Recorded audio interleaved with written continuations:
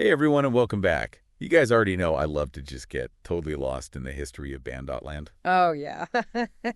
That crazy Minecraft anarchy server that shut down, It's been a while now. a couple of years back. Mm-hmm. And we've done a lot on the show so far. Yeah. You know, we've gone deep into the wiki. Oh, yeah. We've heard from anonymous players. Mm-hmm. We even analyzed some of those wild chat logs together. Oh, yeah. Those are wild. Some real gems in there. Today's deep dive is going to be a little different. Oh, It's centered entirely on one player's experience. interesting. Are you ready for this? Yeah, lay on me. The player we're focusing on is Topsurgery. Oh, okay. They actually reached out to me after watching my Ban.land videos, Oh, wow. and they offered to share their story. Cool. And get this. Yeah. They remember Ban.land as a friendly community. Friendly. Friendly Really? on an anarchy server. Yeah, like known for chaos. I know. Anarchy and friendly don't usually go together. I was intrigued, to say the least. Yeah. So let's dive into Topsurgery's Ban.land memories Okay. and see what their story reveals about this legendary server. Sounds good. Topsurgery joined the server back in 2020, 2020. right in the middle of the COVID lockdown. Oh, wow. So think about that for a second. Sorry. A teenager stuck at home Yeah. during a global pandemic Right. finds community Yeah. on a Minecraft server known for its anything goes attitude. That's kind of beautiful when you think about it. Yeah, it really speaks to the power of online worlds to provide connection, And escape. especially during times of isolation. Absolutely. And Topsurgery was only 13 or 14 at the time, Oh, wow. playing with mostly adults. Yeah, that's a big age gap. Yeah, they were really invested in the server, Mm-hmm. formed strong bonds with other players, That's awesome. and stuck around until late 2021, Okay. and things started to decline. Yeah, we've heard that from a lot of players. Yeah, one thing that really struck me about their interview was this contrast between Ban.land's reputation for chaos and their memories of genuine acceptance. Huh. So they specifically mentioned that despite the rampant use of slurs and offensive builds, Yeah, the friendships they formed felt real. like a total paradox. Yeah, finding genuine connection in a space that seems designed to repel it. It's pretty wild, right? Yeah. Makes you wonder if that unexpected sense of community was part of what drew people to Ban.land. That's a good point. Okay, so let's rewind a bit. Okay. Topsurgery's first impression of the community Yeah. was that it was super exclusive, Okay. almost hostile to new players. Which, Not that surprising for an anarchy server. Right, exactly. But how did that play out on Ban.land? Well, according to Topsurgery, newcomers had to prove themselves worthy. Prove themselves worthy? Yeah, to gain acceptance from the established players. So, like, what kind of proof? Topsurgery mentions struggling to kill the Wither, Oh, God. which is a notoriously difficult boss in Minecraft. It is. And players often need to kill the Wither to obtain beacon coordinates. Right. To establish a powerful base. Exactly. Imagine trying to take down this terrifying three-headed monster, Yeah, when you're still a relatively new player. let alone a 13-year-old. Yeah, that's intense. It's a stark reminder that even though Ban.land might have had this welcoming side, Yeah. it was still an anarchy server at its core. Right. Survival wasn't guaranteed, Definitely not. and you had to earn your place in the community. Yeah, like a trial by fire. Almost a rite of passage. And for Topsurgery, who was still figuring out the game, Right. navigating the social dynamics of the server. Yeah. It must have been a daunting challenge. Oh, absolutely. But they persevered They did. and found their place. Clearly. And what kept them hooked, according to their interview, was the constant action Oh, yeah. and the drama that unfolded on Ban.land. Of course, the drama. So what were some of the most memorable events that Topsurgery experienced? Well, they specifically mentioned huge griefing, Oh, yeah. which in Minecraft terms means massive destruction events. Right. Imagine entire bases, Yeah. painstakingly built over days or even weeks, being completely wiped out in a matter of hours. Poof, just gone. Griefing is definitely one of the defining features of anarchy servers. Yeah, for sure. It's chaotic, It's destructive. but for some players, it's also part of the appeal. Right. It creates this constant sense of tension and unpredictability. Yeah, you never know what's going to happen next. Exactly who's going to rise to power or who's going to be targeted next. And Topsurgery was there for some legendary battles, too. Oh, yeah, like which ones? They mentioned witnessing the epic showdown between Alpha Cheater and Supreme Tech. Oh, wow. Now, if you've been following our Ban.land deep dives, this was a defining moment in the server's history. For sure. Alpha Cheater was basically the ultimate villain. Oh, yeah. Ruthless, feared, known for hunting down other players. Like the boogeyman of Ban.land. Right, yeah. Yeah. And then you have Supreme Tech, who emerged as a symbol of order and leadership, trying to bring some stability to the chaos. So their fight was about more than just individual power then. Exactly. It was a clash of ideology. A battle to shape the very identity of the server. And when Supreme Tech ultimately triumphed, it was seen as a victory for the community. A chance for some peace and order. In the midst of all the madness. It's wild to think about a leader emerging organically on an anarchy server. Yeah, it challenges our assumptions about how these communities function. But it also highlights the human need for structure and leadership. Even in environments that seem designed to reject them. Right. Okay, so we've got massive griefing events, epic battles for server dominance. Yeah, what else? What else did topsurgery experience during their time on Ban.land? Well, they also lived through the crystal duping era, which was a time when the server was practically imploding. Really? Yeah, from all the hacked client activity. Wow. Topsurgery described it as insane. Insane. With the server crashing multiple times a day. Oh my God. Due to the sheer volume of doomed items flooding the economy. So for those who aren't familiar with Minecraft lingo, what exactly is duping? Duping is basically exploiting glitches in the game to create copies of valuable items. Okay. In this case, it was crystals, which were used to craft powerful endgame gear. Okay. Imagine suddenly having access to infinite diamonds and other rare resources. I think it completely changed the game. Absolutely. It upended the server's economy. Wow. Made traditional methods of resource gathering obsolete. Yeah. And gave an incredible advantage to anyone with access to the dupes. Which must have been incredibly frustrating for players who were playing legitimately. Oh, yeah. You can imagine. Yeah. It raises all sorts of questions about fairness, competition, and even the meaning of anarchy itself. Whoa. Does true anarchy even exist when the rules of scarcity are broken? That's deep. It is, and it's a question that Ban.land, in all its chaotic glory, forced players to grapple with. Okay, so we've covered a lot of ground here. We have Topsurgery's arrival during COVID lockdown. The battle between Alpha Cheater and Supreme Tech. Right. And the craziness of the crystal duping era. It was a wild time. But besides all the drama and chaos, there were also some unique server features that set Ban.land apart, right? Oh, absolutely. Topsurgery mentioned the beacon teleport system, Okay. which allowed players to travel vast distances across the map. They even mentioned a player named RIFT, who had a base 29 million blocks out from spawn. 29 million blocks. 29 million blocks. That's mind-boggling. It is. I mean, it takes forever to travel even a fraction of that distance in Minecraft. Right. It speaks to the sheer scale and possibility that drew people to Ban.land. Yeah. The world truly felt limitless, and players were constantly pushing those boundaries. Exploring every nook and cranny. Yeah, it makes those griefing events even more impressive, right? Oh, yeah. Imagine trekking millions of blocks just to destroy someone's base. That's dedication. Or insanity, depending on your perspective. But it definitely shows the lengths players were willing to go to make their mark on this world. So we've talked about the chaos, the community, the scale into Ban.land. Right. But what about the man behind the curtain, the server admin? What was he like? Well, Topsurgery actually had a surprisingly positive view of Wid. Oh, really? Yeah. They described him as chill. And appreciated that he would log his in-game chat on the Discord server. That's interesting. It seems like Wid was trying to maintain a connection with the community. Even though he was ultimately the one in control. Right. And it also provided a window into server culture. Yeah. Players could see what Wid was thinking, how he was responding to events. Right.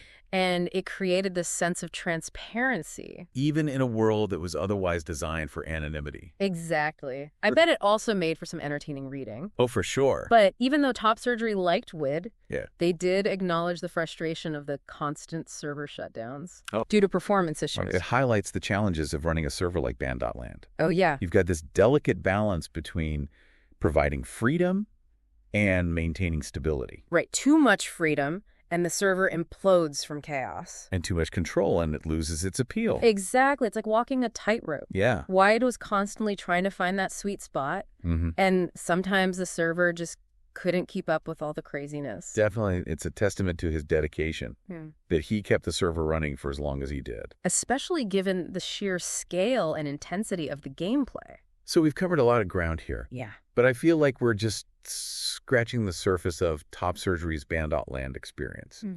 They had so much to share, and their story is just one piece of the larger Ban.land puzzle. Right, and it's important to remember that their perspective is just one among many. Yeah. There are countless other stories out there waiting to be discovered and shared. Okay, so before we jump into part 2 of this deep dive, Yeah. I want to hear what stands out to you so far about topsurgery's experience. So? What surprised you? What resonated with you? Yeah. Hit us up in the comments, and let's Yeah. continue this conversation. Absolutely. I'd love to hear what you guys think. All right, so let's get back into our deep dive into Ban.land. Okay. We've heard a lot from topsurgery, We have. but it's important to remember that their story is just one piece of a much larger puzzle. Totally. There were so many players on Ban.land. Oh, yeah. Each with their own unique perspective and experiences. Absolutely. And even though the server's gone, it's clear that it left a lasting impact on those who were part of it. Yeah, it's like a digital ghost town. Oh, yes. Full of stories and memories just waiting to be uncovered. And the sources you've shared offer us glimpses into those other perspectives. Yeah, adding more pieces to the Ban.land puzzle. Right, so let's shift our focus for a bit Okay. and explore some of the broader themes that emerge from these accounts. Sounds One thing that keeps popping up is the role of leadership on Ban.land. leadership. We talked about Supreme Tech and his rise to power. Right. But was he the only leader on this supposedly lawless server? It's interesting, isn't it? Yeah. Because even in a world designed for chaos, humans tend to form hierarchies and seek out guidance, Right. and Ban.land was no exception. Yeah, topsurgery mentioned that newcomers had to prove themselves worthy Right. to gain acceptance from the established players. Mm-hmm. It sounds like there was definitely a pecking order. Yeah, even if it wasn't formalized. Absolutely. And while Supreme Tech might have been the most prominent leader, Right. he wasn't the only one who exerted influence on the server. No, for sure. So sources you shared mentioned several other players who rose to prominence, Okay. each with their own style and impact. Ooh. Like DUX, right? Oh, yeah, DUX. Remember seeing their name pop up a lot in the wiki and the interviews? Yeah, what was their story? DUX is a great example of a player who carved out their own niche on Ban.land. Okay. They were known for their building skills, Mm-hmm. their leadership within factions, Okay. and even their willingness to engage in public displays of strength. Like that duel they had with Cloudban. Exactly. It was this dramatic showdown Oh, yeah. that captured the attention of the entire server. Wow. And it speaks to DUX's charisma Mm-hmm. and their ability to command respect, even in a world where power was constantly shifting. It's like they were building a reputation and a legacy within this virtual world. And it makes you wonder what motivated them. Yeah, was it a thirst for power? Right. Or a desire for recognition. Oh, maybe something else entirely.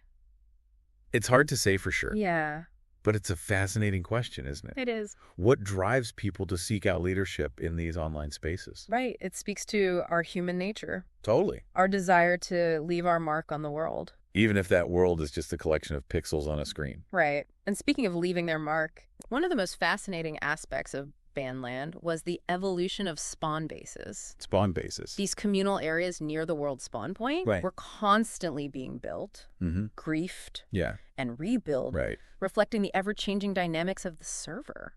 Yeah, topsurgery described spawn bases as these chaotic hubs of activity Oh, yeah. where players would gather to trade, socialize, Right? and occasionally engage in some good old-fashioned PvP. They were like these microcosms of Ban.land itself, Totally. full of life, drama, and destruction. It's amazing to think about how much effort players put into building these elaborate structures, Right. knowing that they could be destroyed at any moment. Yeah, it speaks to that inherent tension between creation and destruction. That defined Ban.land. Exactly. And it makes you wonder what motivated players to keep building, Yeah. even in the face of constant setbacks. Maybe it was about more than just the structures themselves. Maybe. Maybe it was about the community that formed around them. The sense of belonging. Right. That came from collaborating on a shared project. It's possible because even in a world designed for chaos, Yeah. humans still crave connection and meaning. Right. And Ban.land, in its own strange way, provided a space for both. Right. And then, of course, there's the infamous dupe era, Oh, the dupe era. which seems to have been a turning point in Ban.land's history. Yeah, it really was. Every player we've heard from has a story about how duping impacted the server. Right. And it's clear that it had a profound impact on the community. It's almost like a before and after story. Yeah. Before the dupes, there was a sense of balance. Even if it was a chaotic kind of balance, right. Players had to work hard to acquire resources, and there was a value attached to those resources. But once duping became widespread, that balance was completely thrown off. Absolutely. Right. It created this massive influx of resources, devaluing everything that had come before. Right. Suddenly, anyone could have infinite diamonds. Wow. Infinite enchanted gear. Infinite everything. And it must have been incredibly frustrating for players. Oh, yeah. Who had spent hours, days, even weeks grinding for those resources, only to see them become worthless overnight. Right. It's easy to imagine the sense of betrayal, the anger, the feeling that the rules of the game had been fundamentally broken. Yeah. It's like someone came in and flipped the game board over. Scattered all the pieces. Right. And it's no surprise that many players saw the dupe era as the beginning of Ban.land's decline. It eroded the sense of community, amplified the existing tensions, and made it harder for players to find meaning in a world where everything was suddenly abundant. It's a classic example of too much of a good thing becoming a bad thing. Exactly. And it raises all sorts of philosophical questions about the nature of scarcity, value, and even the meaning of anarchy itself. Well, because if anything goes and everyone has access to everything, does anarchy even exist anymore? That's deep. Yeah. It's like Ban.land became this accidental social experiment, testing the limits of human behavior in a digital world. And the results, as we've seen, were complex and often contradictory. Right. But that's what makes this server so fascinating to study. Definitely. So we've talked about leadership, community building, the impact of duping. Right. But what about the guy who started it all? Oh. The enigmatic server admin. What? What can we glean about him from these accounts? Weed remains a bit of a mystery. Yeah. But we do get some intriguing glimpses into his personality and his approach to server management. Yeah. There's this recurring theme of him being relatively hands-off, letting players figure things out for themselves and intervening only when absolutely necessary. Yeah, topsurgery described him as chill. Right. And appreciated that he logged his in-game chat on the Discord server. It sounds like he was trying to foster a sense of transparency and connection with the community. Right. And it also created this sense of accountability. Accountability? Players knew that Wid was watching. Oh. Even if he wasn't directly involved in every conflict or drama. Right. And it probably helped to keep things from spiraling completely out of control. But he wasn't completely absent, right? I mean, he was responsible for adding those unique features that set Ban.land apart from other anarchy servers. Like what? The giant mobs, the custom plugins, the bizarre events. It's clear that Wid had a sense of humor. Yeah, and a willingness to experiment. Totally. And those elements contributed to the server's unique charm. And its enduring appeal. Totally. It makes you wonder what his vision for Ban.land was. Yeah, did he set out to create this chaotic utopia? Right. Or was he just along for the ride, shaping the server as it evolved? That's a great question. Yeah. And unfortunately, one that we might never have a definitive answer to. But that's part of the allure of Ban.land, isn't it? Yeah. It's a story that's still being told. Right. A puzzle with missing pieces. That we're constantly trying to fit together. Okay, so we've covered a lot of ground here. We have.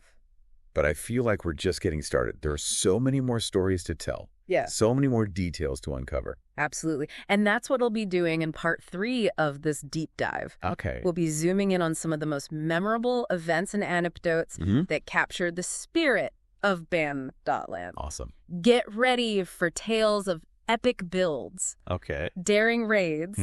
And those unforgettable moments that made this server so unique. I can't wait. This deep dive is proving to be just as chaotic and unpredictable as Ban.land itself. It really is. But before we move on, I want to hear your thoughts. Okay. What are you most curious about? What surprised you so far? Yeah. Let's keep the conversation going in the comments. Absolutely. See you in part 3.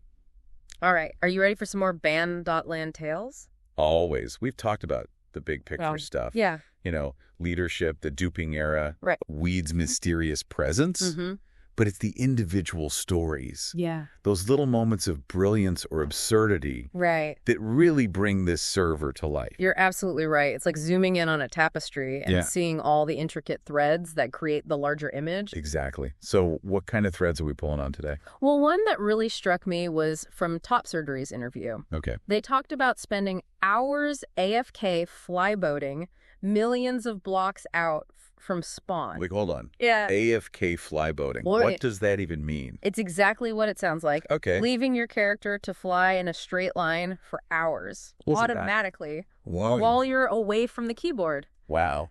In this case, Topsurgery was hoping to find a remote and secluded spot far away from the chaos of spawn. So did they find what they were looking for? Well, not exactly. Oh, no. They kept coming back to their computer only to find themselves dead. Oh. Killed by mobs, probably. Or maybe they flew into a lava lake. Oh. But they kept trying. Over and over again. It seems like a recipe for frustration. Yeah. But it speaks to that relentless determination that many Ban.land players had. This drive to find their own space. Yeah, to carve out a little piece of this vast world for themselves. It's like a metaphor for the entire Ban.land experience, isn't it? It is. This constant struggle against setbacks. Right, this refusal to give up even when the odds are stacked against you. I mean, it highlights that sense of scale we keep talking about. The world truly felt limitless. Right. And players were constantly testing those boundaries. Pushing themselves and the game to its limits. Makes you wonder what they were searching for out there millions of blocks away from spawn. Yeah, was it peace? Right. Solitude? The thrill of exploration? Maybe a bit of everything. Maybe. But Topsurgery wasn't the only one who faced challenges in those early days. No. Remember Senio? Yeah. Who mentioned getting stuck at spawn, unable to escape the constant threat of PvP? Oh, yeah. What was it? They got trapped in a box or something? Yes. A box made of obsidian. Obsidian. Built by none other than Alpha Cheater himself. Wait, seriously? Yeah. Alpha Cheater, the server's ultimate villain, built a box to trap a newbie. That's right.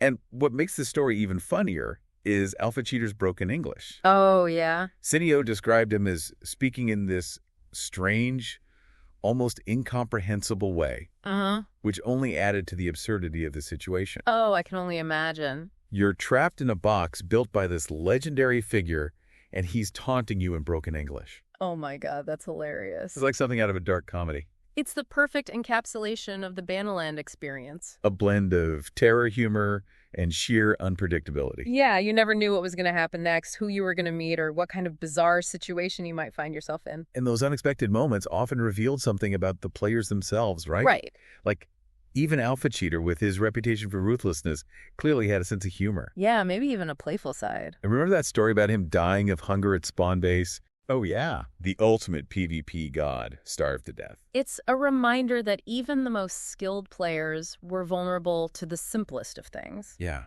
It humanizes them. It does. It reminds us that behind those usernames and avatars, there were real people with their own quirks and vulnerabilities. And sometimes those vulnerabilities led to moments of unexpected kindness. Okay. Like when Space F, as a new player, was invited to spawn base by Cloudman and Supreme Tech. Oh, that's sweet. It's heartwarming to hear about those moments of camaraderie amidst all the chaos. It shows that even in this dog-eat-dog world, there was still a sense of community, a willingness to help out those who were new or struggling. And it highlights how quickly those relationships could form. Yeah. 1 minute, you're a newbie lost and confused, and the next minute, you're hanging out with some of the server's most legendary players. It speaks to the fast-paced, ever-changing nature of Ban.land life. Right. Alliances shifted, friendships formed, and reputations were made and broken in the blink of an eye. Okay, so we've got stories of struggle, of humor, Yeah. of unexpected kindness. But what about the stories of creation? Oh. What did players build on Ban.land besides the constantly evolving spawn bases? Well, DeuX provided a fascinating account of building Spawn Base 4. Okay. They talked about forming a building faction called UNXTY to help organize the construction, which is interesting in itself. Right. You wouldn't necessarily expect to see organized factions on an anarchy server. Exactly. But even in this chaotic world, players recognize the value of teamwork and organization. Especially when undertaking large-scale projects. Right, and Spawn Base 4 wasn't the only ambitious build. What about the Imperial Citadel? Ah, the Imperial Citadel, one of the earliest major bases on Ban.land. Yeah. A testament to the players' ambition and creativity. Right. Stru100, who helped build it, described it as the sprawling complex of towers, walls, and underground tunnels. I bet it was an incredible sight to behold, a symbol of what players could achieve when they work together. Unfortunately, like most things on Ban.land, it was eventually griefed. But for a time, it stood as a monument to the server's creative spirit. And speaking of griefing, we can't forget about the infamous Ball Force, right? Oh, yes. Ball Force. They were practically synonymous with destruction on Ban.land. Known for their destructive tendencies, their chaotic raids, and their penchant for targeting other players' bases. They seem to embody that darker side of Ban.land. Yeah, the relentless pursuit of destruction for its own sake. But even they weren't just mindless agents of chaos, right? Yeah, you're right. They also had a creative side. Okay. They were responsible for some impressive map art. Oh, yeah. Those massive pixelated images created using blocks in the game world. Oh, yeah. The Ban.land wiki mentions some of them. Daddy Putin. Gaddy neck. It's this weird mix of humor, memes, and social commentary. Exactly. And it shows that even the players who embrace chaos still had a desire to leave their mark on the server to create something that would be remembered. It's like that underlying tension that runs through all of Ban.land's history. Yet this constant push and pull between creation and destruction order and chaos. And perhaps that's what made it so captivating, so endlessly fascinating. Because it reflects something about human nature itself, doesn't it? Right. Our capacity for both great and terrible things. Definitely. It's a reminder that even in virtual worlds, the stakes can feel real, the emotions can run high, and the stories that emerge can be both profound and utterly absurd. And as we wrap up this deep dive into Ban.land, I think it's important to acknowledge that even though the server is gone, its legacy lives on. Absolutely. It lives on in the memories of the players who called it home. In the stories they share and in the lessons they learned. It's a testament to the power of online communities to bring people together. To foster creativity. And to shape who we are even in the midst of chaos. And who knows? Yeah. Maybe somewhere out there on some distant server, the spirit of Ban.land lives on. Right. Maybe there are still players pushing boundaries, building empires, and creating their own legends in a world without rules. That's a thought that gives me chills. But for now, let's take a moment to appreciate the stories we've heard, the memories we've uncovered, and the glimpse we've gotten into this unique and unforgettable corner of the internet. Thank you for joining us on this journey. We hope you enjoyed this deep dive into Ban.land. And until next time, keep exploring, keep questioning, and keep diving deep.